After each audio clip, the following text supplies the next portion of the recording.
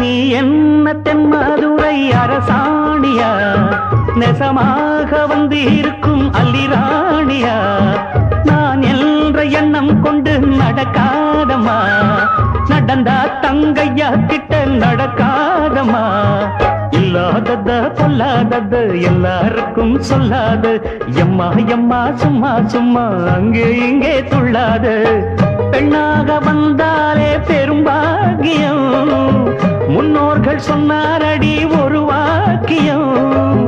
வாயாடியே போல பெண்ணாலே பெண்ணின் புகழ் மங்கும் தன்னாலே.